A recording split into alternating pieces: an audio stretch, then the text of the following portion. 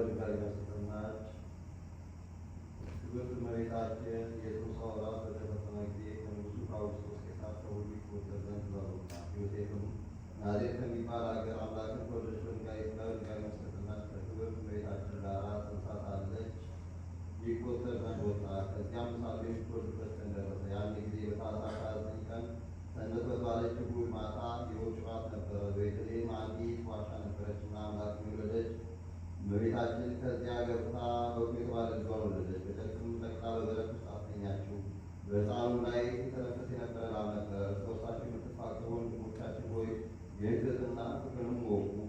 እሱ አምላክ የሁሉም ፈጣሪ ሲሆን እንደ ድሀ ሆኖ ታይቶ በጨርቅም ተጠቅልሏልና ከሰው ጋር ተመላለሰ። በከበረው ፍጥረቱን ያድን ዘንድ መከራ ተቀበለ። እኛ ግን በወግ ተዋዳሮች ስንሆን ቸርነት ለወንድሞቻችን አናደርግም። ለወንድሞቻችንም ደስ የሚያሰኝ ነገርን እንኳ አንናገርም። በጎ ሥራም አንሠራም። ከበጎ ሥራም በምንም እግዚአብሔር አነስተውም።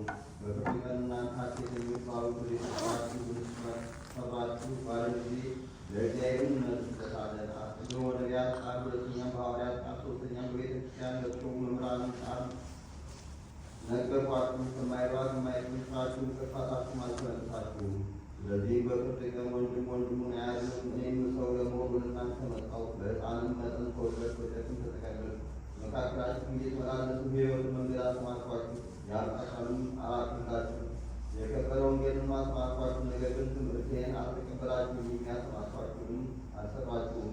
እናንተ የተረገማችሁ ከእኔ ወደ ዘላለም እሳት ግቡ ከሚል ከዚህ ከሚያስደነግጥ ነገር የተነሳ ወንድሞቼ እንግዲህ ወዲህ እንፍራ። ወንድሞቻችሁ አለማድረጋችሁ እኔም አለማድረጋችሁ ነውና። አሁንም እርስ በርሳችሁ የምትፋቀሩ ወንድሞቻችን ጌታችን እንዳዘዘን ለሰውም ሁሉ በጎ ሥራን እንስራ። ለድሆች ወንድሞቻችንም እንራራላቸው። እኛን የበደለ ወንድማችንም ይቅር እንበለው። ከእናንተም ወገን ሚስት ያለችው ሰው ቢኖር እንደ ዓይን ብሌን ጠብቃት፣ እግዚአብሔር ያስጠበቀዋል ናትና። ሚስቱን ፈትቶ ሌላ ከሚያገባ ሰው በቀር እግዚአብሔር የሚጠላው የበለጠ ኃጢአት የለም። ይህ ሥራ በእግዚአብሔር ዘንድ የተናቀ ነውና በሐዋርያትና በነቢያት ቃልም የተለየ ነውና። በበጎ ሥራም ሁሉ ጌታችንን ደስ አሰኝቶ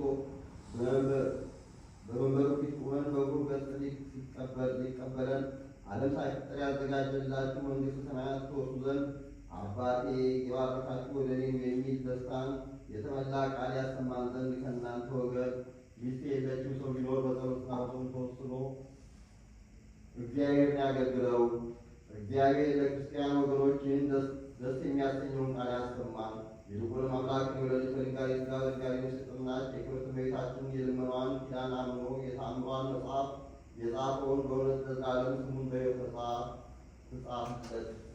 ልመናዋ ክብሯ ከእኛ ጋር